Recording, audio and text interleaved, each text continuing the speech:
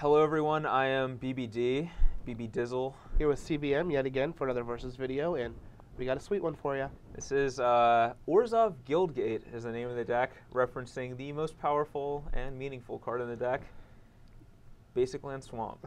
Yeah. Basically. Yeah, pretty much. But no, actually, Orzhov Guildgate is the name of that I've given this deck, and it is basically a take on the green-black rock deck that's had a lot of success lately. Only instead of green, you just have white. So, yeah, I believe Brian Kibler hinted towards the possibility of playing the deck a couple weeks ago in an article. Yeah. Just kind of ran with it. Yeah, this has been a deck I've been like brewing over for a while now. And then Kibler wrote about a deck, and then Valery Shunkov also wrote about it a little bit, and I'm going to write about it this week too. So, you know, just all in on it. Might as well. But I think the deck offers a lot of unique things. Like, I guess the main question is, why would you play white over green? Because you lose Thragtusk and Scavenging Ooze. And while those are big hits, you get a card that I think is actually better than both of those two cards in Restoration Angel. And that's the main call to playing white, is Restoration Angel. And like, you get to do some awesome things like not be able to target your Blood Baron, not be able to target your Mutavault. But no, really beyond that, like, you get to bounce a Lifebane Zombie against certain decks, like any of the green heavy decks or like Reanimator style decks. Like, that's a super backbreaking play.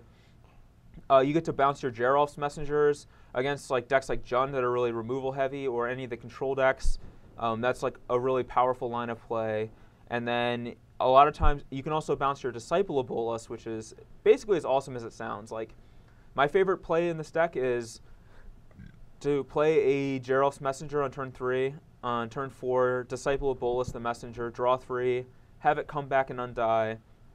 And then the following turn, Restoration Angel my Disciple to sacrifice the Geralf's Messenger again, draw 4, even more cards. Yeah, draw even more cards, gain even more life. And at that point, like, you're just so far ahead, your opponent probably can't win. And there is one other trick you can do with the deck. The way Desecration Demon works is his ability triggers once per turn, once per combat step.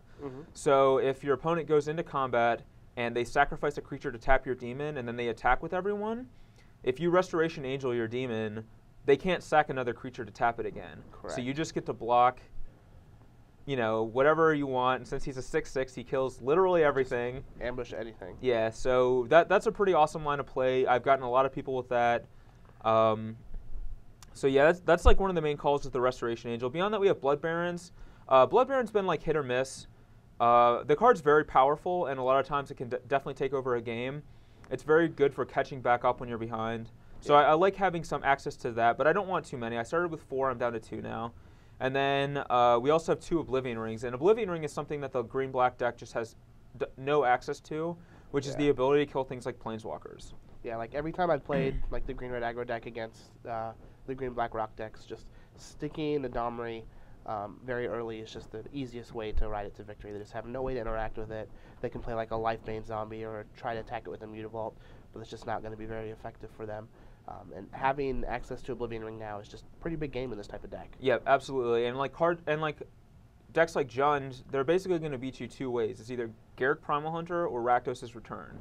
And Oblivion Ring takes care of half of that equation in Garruk. Yeah. Beyond that, we just have some normal like removal options. We have 4 Sign and Bloods.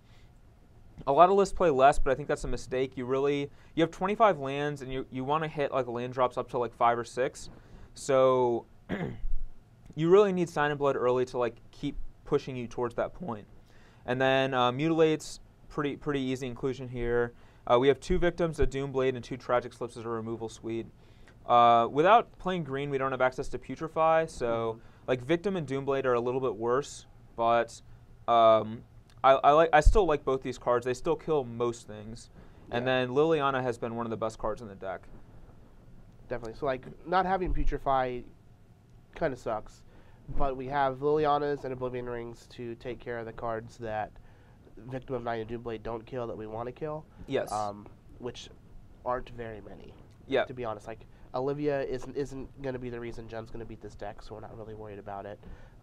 And that's really the only main one that comes to mind that we're going to be missing having Putrefy for. Yeah, I agree. There have been a few awkward situations with Stromkirk Noble and Victim of Night, but You know, I guess. for the most part, it's been very good. And Mutilate takes care of a lot of those creatures too. So. Yeah. As for the mana base, we have 10 white sources and then 2 Mutavaults and 13 swamps. We basically have 17 swamps for the purpose of Mutilate, which I think is a fairly solid number. I wouldn't want too many less than that.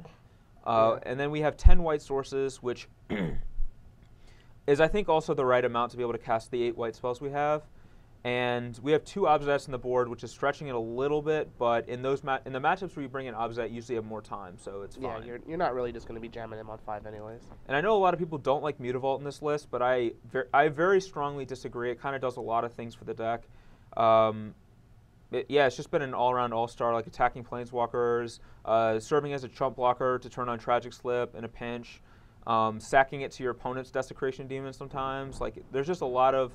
sometimes you need it to activate a Disciple Bolus. There's just a lot of value that Mutavault provides. So, like, the only downside for it is that we are playing Drows Messenger, so it can lead to some awkward games like that. Yeah. But like against the decks where you're going to want to play Mutavault on 2 to attack on 1 to attack on 2, we're not really going to want to be playing Drows Messenger, and those are primarily going to be the Domri decks. So we want to try and protect ourselves against a Domri getting out of hand early by attacking the Domri on 2 after they play it on 2 with their mana guy, and those are the decks that we don't want Messenger anyways. Yep, exactly. I agree 100% with that.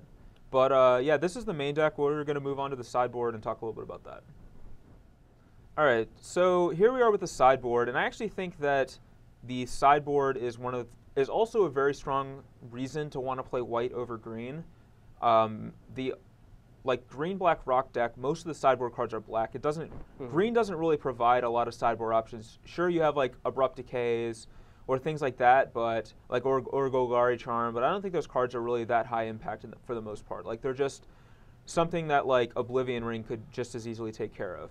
Definitely. But what we have is Obsidian Ghost Council, and I think that is like one of the most powerful options for this deck against some of the matchups that would otherwise be difficult. Yeah. Any of the control decks, the Sphinx's Revelation decks, or Jund, Obsidian is just the biggest beating in the world against them. Yeah. And the ability to play Obsidian, it's like a huge calling to playing white over green. So that's one of the most important cards. And then Sorin, Lord of Innistrad, is similarly very important. Sorin doesn't come in a lot of matchups. I primarily want him against like any of the control decks or the green-black rock deck, for example. But I've actually found that the green-black rock deck cannot beat a Resolve Sorin. Like if you play Sorin and it doesn't die the following turn, the game actually just ends. Like Sorin Vampires let you tap down their Desecration Demons long enough to buy you time to get an answer, and the ultimate is absolutely backbreaking. So Sorin's a very powerful card, and having access to that's pretty awesome.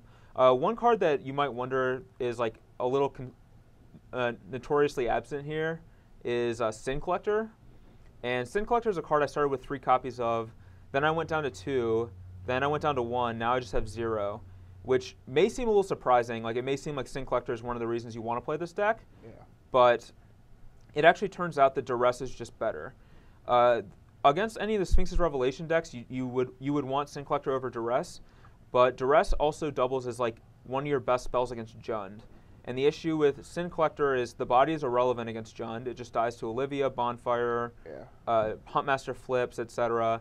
And it doesn't get Garruk Primal Hunters or Underworld Connections, which are 2 very important cards to be able to take. So that definitely feels a little awkward. Like we are a Restoration Angel deck, and we don't want to have Sin Collectors, as opposed to like the Reanimator list that we used to play, where we would take advantage of the Angels by playing the Sin Collectors over cards like Duress. But Underworld Connections and Garruk being such a huge beating against this deck, we just have to play Duress instead of Sin Collector. Yeah, I agree. Like, yeah, definitely. And like, Sin Collector is definitely in a place now. It's in a much worse place now than it used to be. Another card type that I didn't mention is just Planeswalkers in general. Like, Planeswalkers in general make Duress better than Sin Collector right now. Yeah. And there's also a lot of situations where you can like Duress on turn 4 and follow it up with a Messenger, or like Duress into a Liliana to set up a Liliana through counter magic. So Duress is pretty good. We just have Doomblaze, just another removal spell. It's possible this should be ultimate price because of like the prevalence of cards like Desecration Demon right now, and like Lifebane Zombie and stuff. But I still like Doomblade a lot too for like there are annoying creatures like Boros Reckoner or like Gore-Clan Rampager that having ultimate price when one of those hits play is a little awkward. So yeah. 2 Nighthawks just to help out against some of the aggressive decks.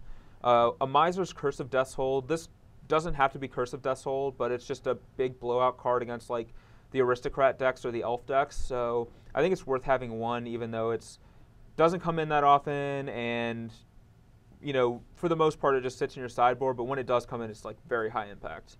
Yeah. And then 2 Underworld Connections for like any of the real slow decks, like the Control decks, the Jund, or like the other green-black rock deck. And then the last card is Pithing Needle, and this has actually been like by far the best deck, or the best sideboard card for me in testing. Like it offers something that this deck has trouble, which is dealing with some problematic permanents. For example, I have Pithing Needled Domri, I've Pithing Needled Chandra, I've Pithing Needled Garruk Caller of Beast, Garruk Relentless, like Moorland Haunt, Aetherling. There's just so many cards in the format that it's very good against. You know, even Basic Land Swamp. I've Pithing Needled some Basic Land Swamps to shut off my opponent's Underworld Connections. So, That is pretty unique, actually. But yeah, anyway, this is the Orzhov Guildgate deck, and you may see it as black-white mid-range. Ignore that. That's wrong. It's just Orzhov Guildgate. But hopefully I'll be able to showcase some of the awesome things this deck can do in my video against Mr. CVM here. Absolutely.